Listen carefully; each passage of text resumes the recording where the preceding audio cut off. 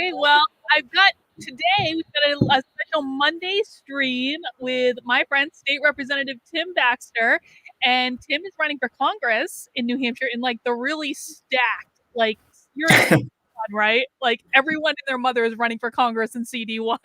Yeah, it's a very crowded primary, and thanks for having me on today. I really appreciate it. Yeah, I'm really excited to chat and learn more about you. Like we've had the opportunity to connect privately for a little bit, but I'm definitely interested to learn more about what you've been doing because you're currently a state rep in New Hampshire and you That's are a right. small business owner and you're the president of a nonprofit. And I got to be honest, like of all the commercials I've seen so far for New Hampshire, like yours is actually my favorite just because it's the most authentic and personal. So I guess maybe Yeah. that's where we can start is just, how did you even end up as a state rep and tell us about your journey. Yeah. Well, I'll just start with this. What I like about just like in terms of what I offer versus someone else is I'm very straightforward. I'm running for Congress for the same reason I ran for state rep. I'm tired of seeing corrupt politicians take away people's freedom to just grow their own power and enrich themselves. And the past 18 months or so, and we'll get into this, but there's so many ways that's happened. And my little one sentence line now is I'm running for Congress to annihilate the swamp. And as a state representative, that's what I've fought for, giving people back their freedom, fighting corrupt politicians that are growing government, taking away your freedom. And that's what I'll do in Congress. And just the more I saw everything going on, the more compelled I felt to run. And it's the same thing now. I couldn't possibly sit on the sidelines with everything going on in our country. And I've got a lot of passion, a lot of energy. And so we're giving it a go, and we're just working really hard, talking to voters every day. And I think there's a lot of people that really feel that New Hampshire should have a congressman that actually believes in our live free or die values. And that's what I'm It would be campaigning on. nice, dare to dream that we might actually have an elected representative in Congress that agrees with that. But so you mentioned, there's so much going on that kind of like it almost seems like forced your hand to get into the race because it doesn't seem like people were maybe speaking to the issues that you wanted spoken to. What were some of those things that were going on? Well, for starters, I would just start with medical freedom. We're Mm. obviously COVID is one of the biggest issues, if not the biggest. And, look at Biden's vaccine mandate. You've got 100 million people potentially that could lose their job. And one of the biggest problems I think we have in politics is we have politicians that are more concerned with getting reelected than standing up and fighting for the rights of their constituents. And so that's an example. I've got a bill right now. We'll get into this, but I've got 3 bills for this upcoming year. And one of them is it would jail politicians for 20 years if we don't nullify Biden's unconstitutional vaccine mandate. That's the reaction I get from a lot of Yeah. people. And that's what every time I'm like, yeah, I say that to myself. But, the natural reaction that a lot of people say is that's extreme. And I would say, yes, that is extreme, but I think it's warranted because think of what the government is saying. The government is mandating that businesses must fire people if they don't get a vaccine. That is extreme. And the proper response is to push back against that. I think politicians that are actually protecting people's freedom need to go on offense. And that's a classic example right there. I would talk about critical race theory, I think is something. The fact that your tax money is going towards teaching this hate, that should be completely defunded. If you want to send your kid to a crazy leftist school, this is America, you can do that. But your tax money is going towards that right now. And there's lots of different names for critical race theory, but at its core, that's what it is it's teaching hate in our schools. And there's so many other things that I'm concerned about. Federally, the national debt is out of control. Inflation, gas prices are out of control. And we need to fight back against it all. And that's why I'm running. So I wanna go back to the vaccine mandate stuff because my YouTube overlords require me to say that we are not medical doctors and you should check with the CDC for all vaccine related information and don't take advice from us from all. In fact, you should probably just go get vaccinated, just get it over with. So I have to say that to appease my YouTube overlords because if I don't, I will probably get a strike on my channel and not be able to broadcast or post anything for a couple of weeks. What would you do about tech censorship? Yeah, well, that's a good intro. So and we'll talk about this, but I'm very liberty minded. I'm a conservative, and to me, what a conservative means is we're conserving people's liberty. Um, when I think about tech companies, I think the way in which tech companies are regulated should change. Um, the way the law, especially with Section 230, is the idea that if you're a publisher, if you allow people to publish information, say on Facebook or on Twitter, that therefore you're regulated differently. But the problem is that these tech companies, they're not operating like that. The fact that you have to say that they are censoring people for political speech. I just think a clear-cut example is the fact that you have people from the Taliban on Twitter, but Donald Trump isn't on Twitter. Mm-hmm. That it should be abundantly clear that that in and of itself is a clear political bias. And so I think these tech companies should be regulated differently than they are right now because the structure we have is clearly not working. And I do think this is an issue as a liberty guy that doesn't clearly fit into the typical kind of liberty versus big government issue. I think this is an example where big government, in essence, has gotten in bed, or big government and the politicians are in bed almost with social media companies. And conservatives clearly need to go on offense on this because what's happening right now is insane with tech censorship of conservatives. Mm-hmm. Who are some politicians that you look up to as role models? That's a great question. So I would say Rand Paul. He's a liberty guy, and what he's done on Fauci, and on Rand Paul and Fauci. I've been calling for Fauci to be in prison for months now, and I'm still to this day the only candidate in my race that's publicly called for Fauci to be in prison. And I keep asking this, and I think people should ask this to themselves. Why is that the case? I think that's a very good question. Why aren't more people calling for this? Because I mean, listen, for like if we didn't have enough reasons before, now we have beagles with their heads stuck into cages getting their faces bitten off by bugs. Yeah, it's pretty sickening, to be honest with you. And I just think it's very cut and dry. Think about James Clapper, for example. They asked him under oath of Congress, is the NSA spying on Americans? He said no. He's probably not that good at poker because he's not good at lying. And Ron Wyden, who was asking him that question, he was taken aback because he's in the intelligence committee. This was like 2014 or 2012. I think NSA and Snowden was 2013. So this must have been before that. And Ron Wyden said, to clarify, are you sure that the NSA isn't spying on Americans? And James Clapper said, not wittingly, which was a lie, right? It was a clear lie. He should have went to jail because he lied under oath to Congress. And by the way, Clapper knew that question was coming ahead of time because Ron Wyden, his office, told him. Now, think about this. Fauci has been asked under oath, did the NIH fund gain of function research? And he said no. And that was a lie. They did fund it to the Institute of the Wuhan Institute of Virology.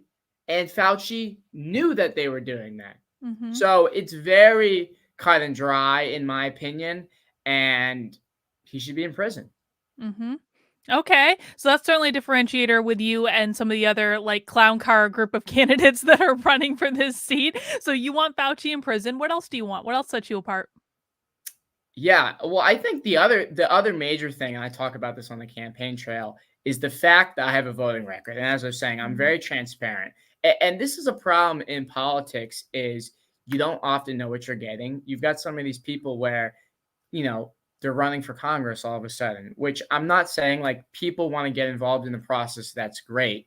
You mean like a 23-year-old blonde girl who was an assistant press secretary in the Trump administration, and now all of a sudden she's the GOP darling to run for Congress with no voting record or experience at all? You mean someone like that?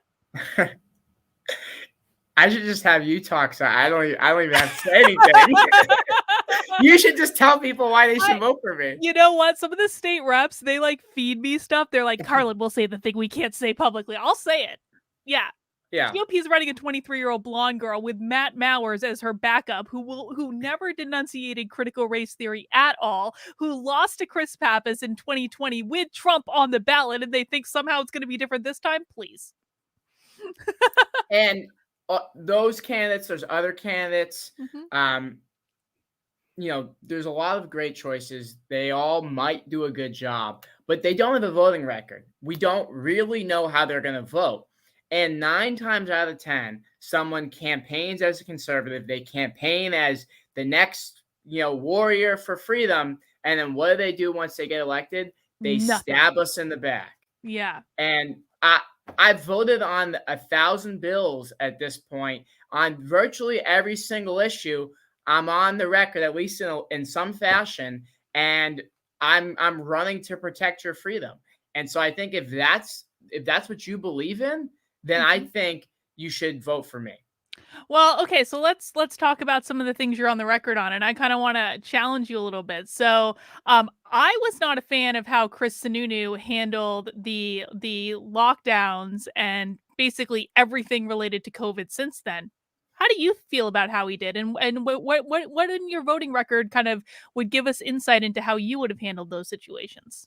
Yeah, so we talked about Fauci and medical freedom. I also introduced the legislation to stop vaccine passports in New Hampshire this past spring. And I was very public at the time, and there's a couple of people that are still upset about that are in politics. That bill failed because rhinos, there was Republicans that were not willing to stand for people's freedom. And I don't think that Republicans, which are supposed to believe in freedom and supposed to support people's individual liberty, they should not be okay with people being discriminated against because of a vaccine, because of them choosing to not get a vaccine. People driving, people flying, going to an airport, transportation, even something like going to a grocery store where they work. All those ways they could be discriminated against with a vaccine passport. And I led the fight on that issue with, Reopen New Hampshire and other medical freedom advocates in New Hampshire. And I was proud to do it. There's people that don't like that. Obviously the governor of New Hampshire at this point, he has a different public position on vaccine passports. He's against the government mandating vaccine passports, but he's okay with businesses doing it. He hasn't said that he'll stop it, and I vehemently disagree with him on that. It's just a clear difference. That's just the fact.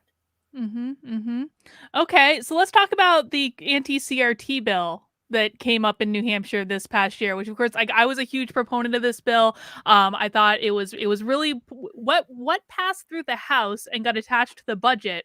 I was a fan.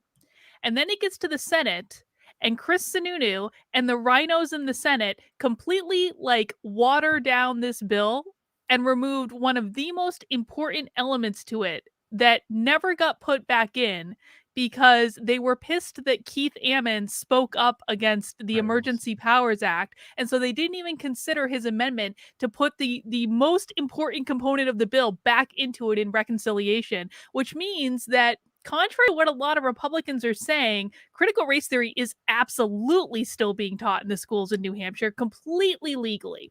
What did you think about all that? Yeah, I think number one, when you mentioned Keith Ammon, I was going to mention him. He did a tremendous amount of He is a rock star.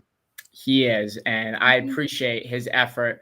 I think this bill, it's like anything else. And one of the biggest issues you have in politics is politicians pretend they solve a problem. They say, look at me, I did this solution. And then it doesn't actually fix the issue. You're not actually creating a solution. And it's kind of like the issue we have with the vaccine mandate. Um, I like to tell people, what's the biggest issue we have with the Constitution right now? It doesn't have any teeth. Mhm. Politicians can trample on it, and nothing is happening. And I think with that bill, it's just not strong enough at the end of the day. And so, my worry is that um, people think that the issue is done, and there's a lot of people that are much I think they've done a lot more than me. I never want to take all the credit, that are they're laser focused on this. But my fear is that it's not enough people, and Yeah. that I think there are some people taking credit for something that they haven't really done that much. So Yeah. I'm in agreement with you that I think we need to do more. And I just want to emphasize for anyone who's watching, I like my comment is not a knock on Keith Ammon at all. In fact, Keith Ammon, when they watered down the bill in the Senate, reached out to me and I explained to him very explicitly they took out this one passage. That's how they teach critical race theory. It needs to go back in. He wrote an amendment basically saying that thing, and then the rest of the not the rest, some of the Republicans screwed him and all of us in that regard. So no knock on Keith Ammon. Keith Ammon's a rock star. All right. So I think we're in agreement on critical race theory. I think we're in agreement on vaccine mandates and vaccine passports and those sort of things. What are some of your other major issues that you're worried about? Yeah, so I would talk about election integrity. That's a big Mm. fight. That's one of my three bills. I've got a bill for a full forensic audit of the New Hampshire 2020 election results. And I've taken a lot of heat on that one, as you can imagine. Hmm. And I think this is a really, you know, look at the past two presidential elections. You had a majority of Democrats that thought the election was stolen in 2016, and a majority of Republicans think the election was stolen this time. Obviously, there's a lot of uncertainty with our elections, and our elections are supposed to be the cornerstone of our democracy, of our constitutional republic.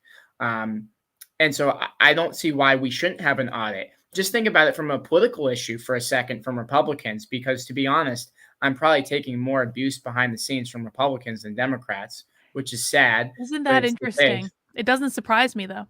I get that a lot. Hmm. Um, but think about this as Republicans. There's a certain percentage of Republican voters, of donors, especially ones that are conservative, that they don't want to donate or vote because they think that there's election fraud. So they're like, what's the point? And so if we do nothing, if we don't address 2020, they won't vote or they won't donate. That's regardless of the fact that everyone has a right to know what's going on with our elections and what happened in 2020.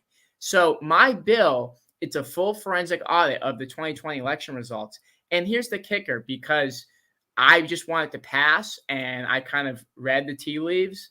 The bill doesn't use public money. It costs Mm. taxpayers nothing. It only uses private funds. So the bill just allows us to conduct an audit because private individuals, we don't have possession of the ballots. This process for an audit has to be voted in to be allowed to happen. And I think there's so many people, Mike Lindell, Wendy Rogers, you can go down the list, that President Trump, who's called for this in all 50 states, that would be happy to help raise the money necessary to get the audit done.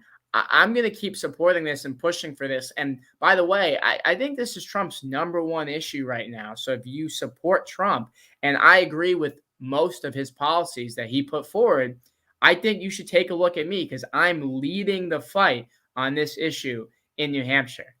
Mhm. Mhm.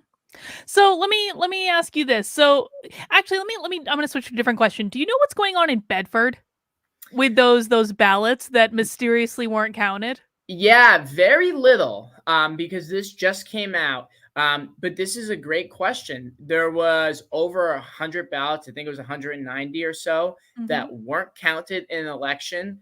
And there's questions about why. There's questions if the Secretary of State or if the former Attorney General, Gordon McDonald, who now is involved in our court system, if both of them had anything to do with that specifically. This is just more the reason. And I'll say this, um, you know, I've said that I think we had a corrupted election in 2020. Just think about New Hampshire for a second. There's people that say, well, there's absolutely nothing wrong with our elections. That's what the left will say. The fact that you want an audit, even if it's free, that's bad because the election was perfect. Well, in New Hampshire, we don't have voter ID. We have same day registration. So you don't actually have to prove where you live, and you can just vote, and that vote is counted. There's no provisional ballot where they verify that you live there. They just count it. Mm-hmm. That is crazy. And then there's an issue of college students, of how many college students that don't actually live in New Hampshire that are paying out of state tuition. How many of them are voting in our elections? These are Yeah. all issues in terms of we don't know how much this is happening. People should be asking for an audit. This is to me, it just makes common sense. I mean, it makes sense to me too. It's like if nothing went on, then an audit doesn't hurt anything, and especially if the taxpayers aren't paying for it, like what is the harm? I don't understand what people are afraid of. You know? I agree, and I've Mhm. said if the audit finds that nothing happened with our elections that was nefarious, this will reassure Hey, people. It will cool. strengthen our democracy. Best case scenario, nothing went wrong. Okay, then we can all move on with our lives. I mean, look, so let me ask you this though. So, you mentioned that you get a lot of flack from Republicans, like behind the scenes, that Republicans, are hesitant to even get involved because what's the point? They're going to cheat anyway. But at the same time, I hear Republicans like Dan Crenshaw running around saying that New Hampshire is a blue state, and I don't believe that either. And it's kind of like how do we prevent Republicans from being their own worst enemy, quite frankly? Because I'm getting really sick of Republicans saying New Hampshire is a blue state when it's not. Yeah, well, uh, I just won't address Dan Crenshaw, but but This is what happens. I get you in trouble. I call out, I name yeah, drop, and you're like, no, I'm not going I'm to sure insult her. Carl, come on, you're going to clip this. someone will. I'm sure people will be watching this and they'll clip that or whatever. Yeah. But New Hampshire is a state that was very red. And then, to be frank, I think the biggest thing that shifted New Hampshire politically has been new people moving in from bluer states. And we've seen that during the past 18 months, where New Hampshire has their population has increased. People have moved from all over the country, from even California, Illinois, Vermont, New York, Connecticut. And so that has shifted. I'm from southern New Hampshire, Seabrook, New Hampshire, and basically every town in the Seacoast except for Seabrook and Hampton Falls has shifted to become Democrat. And that wasn't the case. And that's mostly, I would say, because the demographics are different. There's new people that live in New Hampshire. I still think the core values of New Hampshire, what New Hampshire is about, is live free or die. And those values are liberty minded, they are conservative. And New Hampshire, we have more independents than Democrats or Republicans. And a lot of those independents are liberty minded. I just think we need candidates that are consistent and that are making the argument in a better way, that are going directly to the people. I think so much of what people are concerned about is corruption and the fact that government isn't working for them. It's not necessarily ideological. There's just so much BS in politics, and people want that change. You asked about other things I'm passionate about. Term limits. That's a huge thing in my opinion that we need. The fact that just all the pork that goes in the bills, the fact that the way the congressional process works, the speaker controls what every single vote is. Like, that's mind-boggling. That's not the way the legislature is supposed to work. It's supposed to be a hodgepodge of 435 people that each represent their district. But right now, all the power is centralized. And I think people just see what's going on in politics, and they tune out. But I don't think New Hampshire is a blue state. I think it's probably fair to say it's a purple state. But I think our tradition and our values at its core is still Republican. So, speaking of live free or die, where do you stand on secession? Because You're not. I'm gonna be honest. I kind of like to see us. I don't like paying federal income tax. I kind of like to see us secede from the union and just go our separate way. I really would. Yeah, you're. There's a lot of people that feel like that, and I'll say this about secession. I think as um, what's happened is we're moving further and further away, right? And there's so many people, like you look at it, what percentage of people have unfriended a friend because they have different politics? And it's a majority of people in the last 2 years.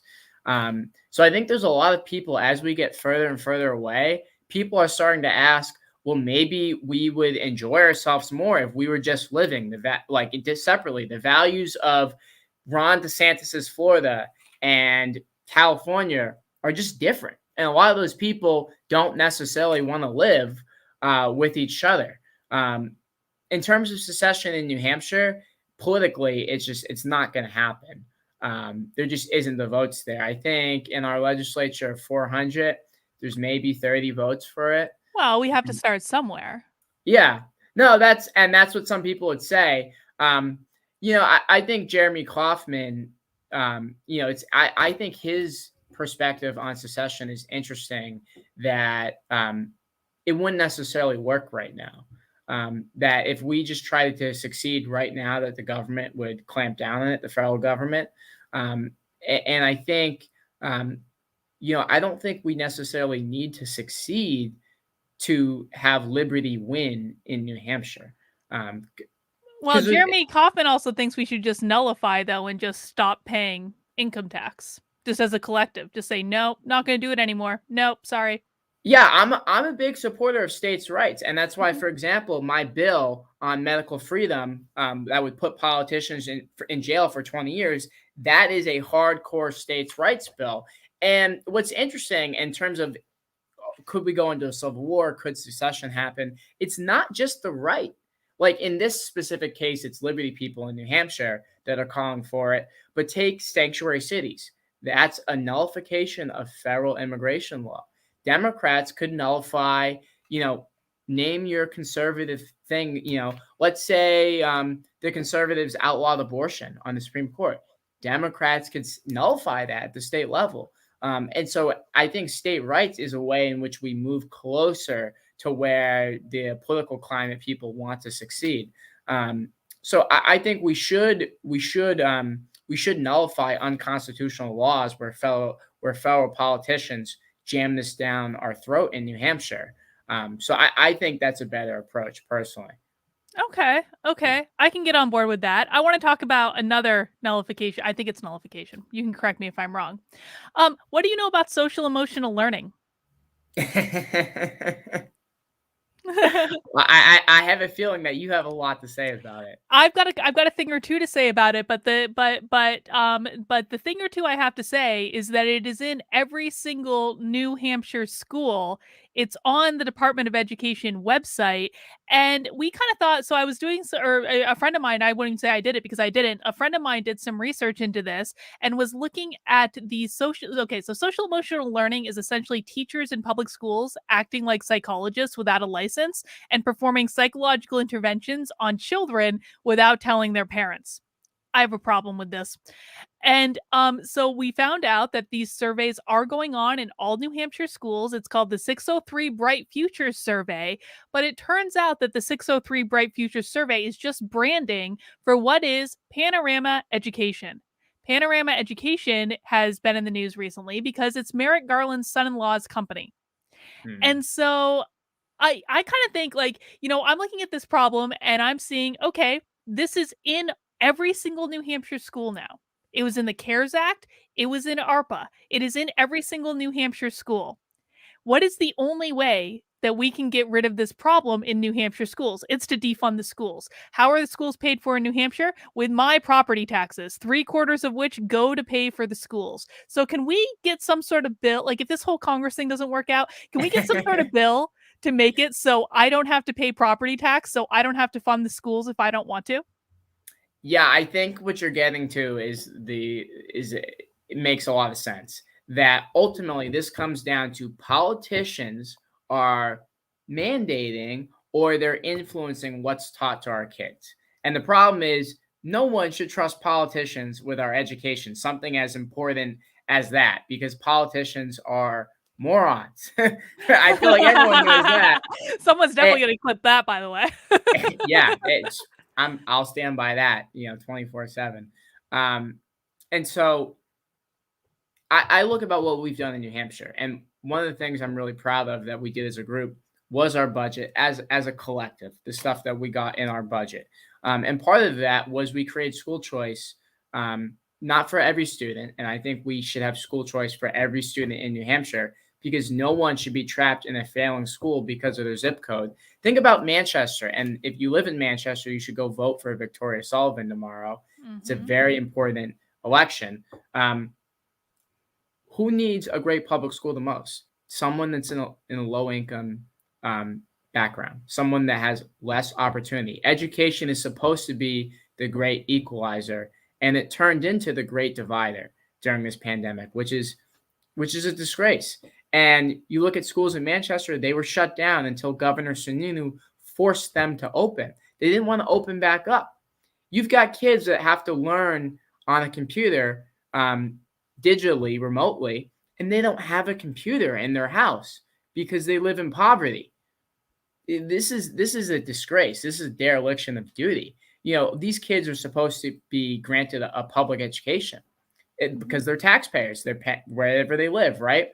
I hear this with masks, and I know I'm running on now, but think about with masks, right? If you've got a kid where their school district is mandating that they wear a mask, and the kid is not able to learn with a face mask, the parent does not want to send them to school with a face mask. If they refuse to wear a mask, they will be turned away. So their public education goes away because of the politics of the bureaucrats there. That is wrong. The solution is empowering parents and students with school choice. And all it really is, think about what school choice is. You're giving every student a scholarship. Liberals love scholarships. They only love them for like non-white people, though. Well, I think what it is, I like scholarships for everyone. I don't think it should be decided based on skin color. But think about, I think you're onto something. Liberals love scholarships unless the scholarship is used for a non-government school. So really the most important thing is who has the money. They want the government to have the money. I don't care if the government schools, private schools, we should be focused on the students. Whatever is the best school, that's where we should want the money to go. And so we now have 1,600 people that are utilizing this school choice funding that we provided in the budget, and that is that's awesome. And we need to expand upon that in New Hampshire. What are you saying to the Democrats who are re-ring all over Twitter about how the budget for this got blown out by 5,000%? What do you mean? So the number of people that are taking advantage of this program, it's 5,000%. It's 50 times the number of people that they allocated for are actually taking advantage of the program, and the Democrats are all over Twitter saying, "Oh my God, this is a failure." Well, that's why 1,600. That's the actual number, 5,000%. I think that's amazing. I want more students to enter it, and I think part of it is it was way off because some people thought that it was going to take longer, that people wouldn't realize what was going on. But there are tens of thousands of parents in New Hampshire and even more around the country that are clamoring for options. And one of the most sickening things has been the calls from constituents or just people around the state. Because now that I'm running for Congress, some people will call me and they say, we were talking about masks. I don't want to send my kid to school with a mask, but I don't make a lot of money. I can't send them to a private school or another option. Can you help me? And it's really sad when ultimately you have to say, no, look into this. But I think that's why. It's because the politicians are not working for the students of New Hampshire enough of the time. But I'd still really like to find a way not to have to pay my property tax. Well, I'll tell you this. I don't have kids. Why am I funding this? I don't have kids. we cut property taxes $100 million, and we need to do a hell of a lot more. That's for sure. Okay. Okay. Fair And I'll enough. say as close to zero as we can possibly get. Yes, I would like to get all of the school funding out of the property tax. I'll pay the leftover. I'll pay the other quarter of the property tax. I Yeah. just don't want to have to pay for the schools. That's what you're like. Okay, now that you said you want to get to $0 in property taxes, now I'm behind you. I will compromise and go to 25% of the property taxes that I'm currently paying. I'm okay with. That's Yeah, only a and compromise though. I'm giving a little to get three quarters. yeah. And housing and property taxes is a part of it. It's a huge issue in New Hampshire. That it's hurting all kinds of people. It's hurting seniors. It's hurting people that are working class, and we need to address that. I think about healthcare, gas prices, inflation. Those issues are hurting working class people, and those are issues that we've got to be focused on. Mhm. All right. All right. What are some of your other issues that you're thinking about? Yeah, well, I would say those bread and butter issues that impact people, their bottom line, that's very important. And I think the national debt, as I mentioned before, is kind of an overarching thing. And I think the fact that we're spending so much, that is going into this inflation that's fueling all of it. We spend the money and then we have to borrow it and inflate it away, and that's causing all the inflation that people see in gas prices and food at the grocery store, etc. What else is a major issue? Another thing is illegal immigration. That's my third bill, and I haven't mentioned this yet. Okay. I've got a bill, which it's an e-verify bill, and it requires companies to check if someone's an illegal immigrant before they hire them. And a lot of states have this. I think this is a very common sense thing. A majority of people on the right and the left support this. And my immigration policy has always been that I support legal immigration, but I'm against illegal immigration. And we've got a process here. We accept 1 million people legally into the United States, the most of any country in the world. And if you want to change the legal process to streamline it or to make it work better for America, let's talk about doing that. But if someone's coming here legally, if they are, I'll put it to you this way: we're going to pay illegal immigrants $450,000 that we separated them from their family. But if a soldier dies at war, we pay them less than that illegal immigrant. That is craziness. Mhm. Okay, I'm gonna push you on this though because I'm married to an immigrant, Okay. and though my husband did come here legally, he then overstayed his visa for a while, and so he was out of status. And then he had the good fortune to meet me, and then we got married, and then I had to wait 2 years while he sat his ass at home and couldn't work, so I had to be the breadwinner in the family for 2 years, while paying the immigration lawyers the entire time. And then at the end of those 2 years, he got a provisional green card, which still left us in limbo for another 2 years until he could actually get the final permanent resident alien status 4 years after we got married. And part of the reason for this is that the immigration system was so incredibly backed up that like once every couple of months we'd have to drive to Boston just so he could go to immigration court to check in and say, "Hi, still here, still in the country, haven't Yeah. broken the law yet." And I'm going to be honest, it was a giant pain in the ass and it cost us a lot of money. And I didn't like that my husband was out of work for 2 years because he was perfectly capable of working, he just couldn't do it. So, people might not approve of the way in which my marriage came about, but it is still my husband and I kind of like that Yeah. he's here. And so like what would you do to help like streamline some of the immigration nonsense that's going on, because it is incredibly backed up. Well, I would just say this, that I would agree with you that our legal immigration system is not working in the United States of America right now. And just think about what you talked about. I think it's about 50% of illegal immigrants are people that have overstayed their visa. So Mhm. they're people that we've said they can legally come into the United States. Then now think about this. We accept about 50,000 legal immigrants every year with a diversity lottery. So we've got our priorities all mixed up. We shouldn't be randomly accepting people. I think we need to change to a system where we say, what is it that we're looking for? We want people that are adding value, that are paying taxes, that are working, that aren't committing crimes. And if you're adding value to America, then we should want you in America. And if you're someone that, say, isn't paying your taxes, isn't working, then you should not be able to come here legally. So I think we just need to completely rework our system, and it's extremely convoluted. It's hard. It's hard to navigate for immigrants often enough.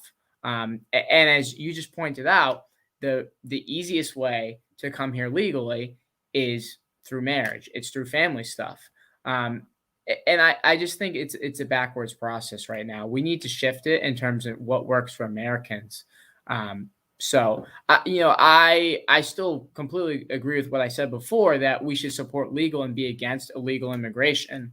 I just think your story points out the fact that our system isn't working the way it should be working for people right now. Are you in favor of deporting my husband? Because a Republican senatorial candidate in Delaware last time called for the deportation of my husband explicitly.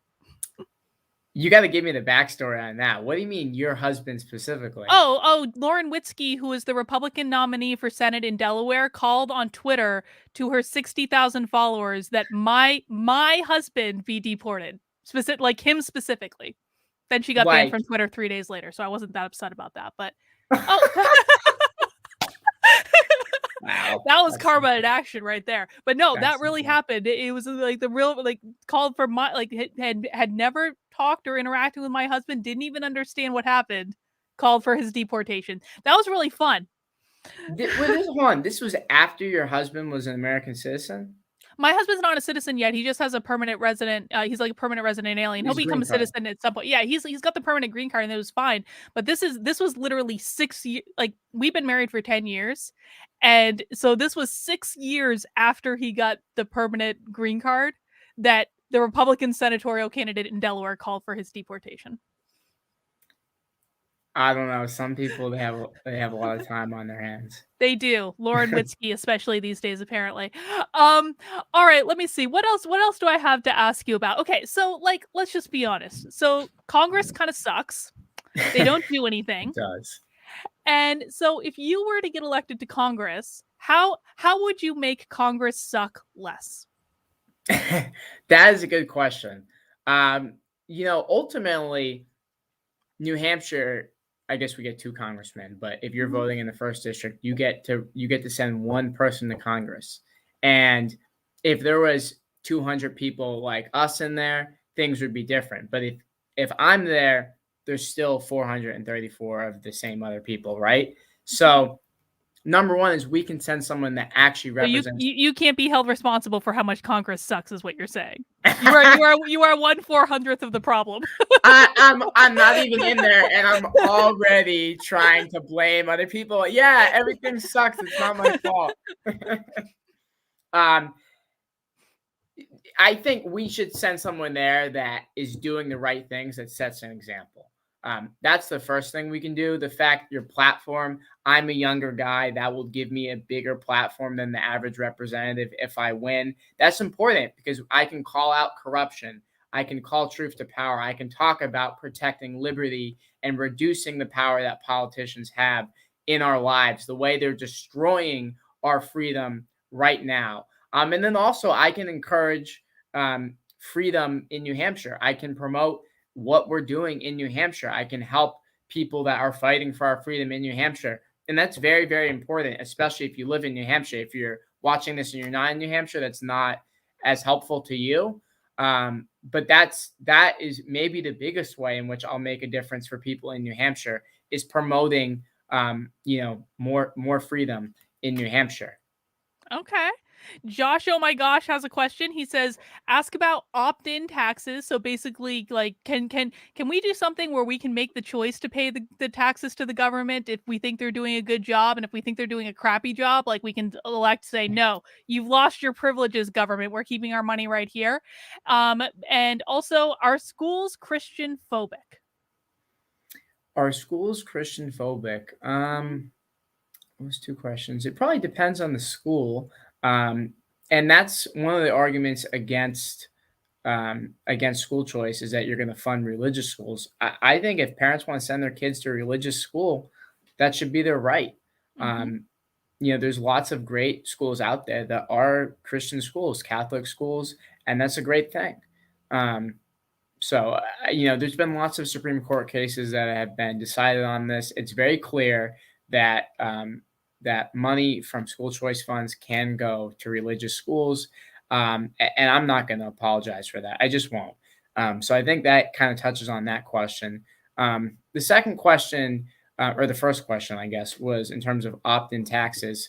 I just think that's one of the problems with government right now is look at the way we've got, a $4 trillion federal government. We've got all these different departments. They can't even pass a budget for each department. They just jam it into one bill. No one reads it and they pass it. And they say that you're going to shut the government down, destroy the economy if you actually want to, have a debate and a discourse on this. It's just all messed up. We need to change that. And, I think there's a lot of merit to saying that, if you went, I'll put it this way. If you gave every politician or if you gave every voter and you said, we're going to vote on everything line item by line item, there's a lot of stuff that politicians just couldn't defend. And there's a lot of stuff that voters would say is crazy. Rand Paul took it over as originally Senator Tom Coburn. They have a waste report and they report on how we're spending millions of dollars to see what the menu should be for astronauts in space. And college students are picking pizza. Shocker, right? They picked pizza. It's just insanity what our federal government is spending money on. And if you gave more control to the taxpayers, that would probably help, to be perfectly honest. I think in the meantime, the solution, what we should actually be supporting is that we need to cut taxes. We need to cut regulation. We need to clean house and annihilate the swamp. Go after the deep state, the bureaucratic state that's destroying our lives and spending us into oblivion. The size of government should be half of what it is now. It's way too bloated. It's that simple. Okay, let me ask you this. So I was at the Capitol on January 6th, and I said from that day that it was not what was being reported was not actually how it went down at the Capitol based on my experience being there for several hours and walking around and trying to see as much as I could to understand what was going on. And now we know that there were probably a whole bunch of feds at the Capitol trying to instigate the whole thing. So you've spoken a couple times about the swamp. There's this stupid January 6th commission going on. What is your opinion around what happened at January 6th and how it's been framed by the media and how the Democrats are now using that to put on a political circus? And you can take that wherever you want to go with it. Yeah. Well, I think about the January 6th committee, and I think that's absolutely political. They want to investigate January 6th, but they don't want to investigate, BLM riots. We had entire cities that were taken over by left-wing anarchists, and they don't want to investigate that. The toll of destruction, how many people were injured, it's worse in that than January 6th. So how they don't want to investigate that, it's a double standard. It's just that simple. And I would have absolutely voted against, that January 6th committee. It's just stupidity. Same thing with Trump's impeachment. They impeached him basically because they didn't like him. It was BS. And you've got President Joe Biden that was literally on tape. They impeached him over, that nonsense with that tape. And Joe Biden literally, I'm paraphrasing now because I forget the specifics, but he said basically, if you don't do what we want, we're going to take away your money. He literally said that, right? It's so brazen, but it's a double standard. So yeah, I think just, what's going on is just, it's idiotic and they'll never let it go. And, look at the actual scandals that have happened. Lois Lerner, right? The deep state was spying on conservatives because they were conservative. This was during the Tea Party. Think about Benghazi, right? There's so much stuff the Democrats just brushed it under the rug. But January 6th, they want to relive this over and over and over. I see ads from the Lincoln Project that, they have Al-Qaeda in the first part of it. And then they're and the second terrorist attack that's happened in the United States was ordered by Donald J. Trump. It's just idiotic what the left thinks, They basically think that he's like Al-Qaeda. It's unbelievable. Mm-hmm. Do you think January 6th was an insurrection? Do I think January 6th was an insurrection? Mm-hmm. I think there was people that were there that did violent things. It's undeniable. And those people that broke the law should be held accountable. I think there's the vast majority of people that were there weren't charged with the crime and were not doing anything violent, and they were just concerned about the election results. So I think the people that weren't doing anything violent, I don't understand why people what's the word I'm thinking of? Why people want to basically say that they're an insurrectionist. You know, if you Did you weren't, if you, go what's ahead, that? sorry. No, go No, ahead, I was sorry. just saying. Yeah, basically what I'm saying is if you didn't break any laws, you're not an insurrectionist. Like, does that answer your question? I'm not. I'm trying to answer it. A little bit. Did you see the video that Thomas Massey brought up in committee? What was it, a couple weeks ago, that showed someone that kind of looks like a Fed in multiple different locations around the Capitol on January 5th and 6th, trying to instigate people to go inside the building, up to and including being there when they tore down the barrier? Well, I haven't seen that, and if something like that happened, where people that were on the dole, on the taxpayer money, that were working, that are then trying to cause people to do stuff, that's obviously a disgrace. And if there's any proof of anything like that, it needs to be investigated further. That's I feel like that's just common sense. All right. You should definitely watch that video because Send that it to was me. yeah, that was like yeah, I'll send it to you. Massey showed it in committee a couple weeks ago. Um, let's see. What else do we want to talk about? Yeah, I mean, so okay, well, let's end on this. So we've talked a little bit about critical race theory. We talked about social emotional learning. And actually, on the same topic, I think because I think Merrick Garland was asked about this in committee as well. He recently wrote a memo. Basically declaring parents domestic terrorists for speaking up at school board meetings. This was instigated by the Yeah. National School Board Association, of course. The National School Board Association has since retracted their letter and apologized for it. New Hampshire's pulled out, along with many other states, from the National School Board Association because of all this. But Merrick Garland still has not retracted the memo that he wrote in response to it. What do you think he should do about this? Do you think he should be labeling parents at school board meetings domestic terrorists? Well, I'd say number one, the fact that we withdrew, I think I applaud what we did in New Hampshire. I think Gartland, I think one, I'm glad he's not on the Supreme Court. I think he would have been an absolutely terrible justice. And two, I think he should resign. I think he's totally unfit for the position he's in right now, unequivocally. And I think that's extremely alarming. The fact that they're trying to use the deep state to achieve their own political ends. We've seen this time and time again. The NSA spied on Donald Trump because they didn't like him politically. The deep state is just totally out of control. And he's just another example of that. And he needs to go, and we need to clean house. All right. Tim, what else do you want people to know about you? Well, this has been fun. I'll just say that. First off, a lot of good questions. I like the follow-ups. Number one, I would just say if they have any questions, don't hesitate to reach out to me. You can contact me. I try to give everyone my cell phone number that I meet. And if you want it, I'm happy to give it to you.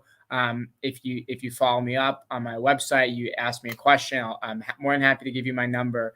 Regardless of who you vote for, I want to be approachable. I think we put these politicians on this pedestal often. They're just freaking people. So I would say that. But again, I'm pretty straightforward. I'm running for Congress to completely annihilate the swamp. We got to clean house. We got to stop the corruption. We need term limits. I think you talked about defunding stuff. We should defund the politicians. Mm-hmm. I think we should do that until we balance the budget at a minimum.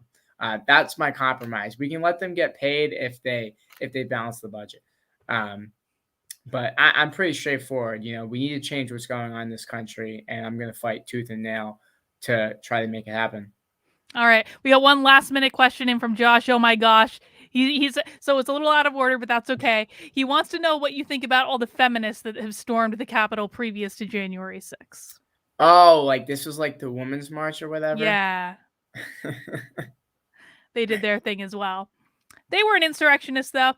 All right, Tim, thank you so You much. just For, you go just ahead. Yeah, you just answered that. I guess they're heroes. They are heroes indeed in their pink pussy hats that the knitters knitted. Anyway, Tim, thank you so much for joining me. I really appreciate it. I'm looking forward to seeing what happens with your campaign. You know, like I said, they're like this is a clown car group of candidates, not no, I don't include you in the count. You're cool, but there are a lot of candidates in this race, and so it'll be interesting to see how things level out. You are one of the good ones, in my opinion.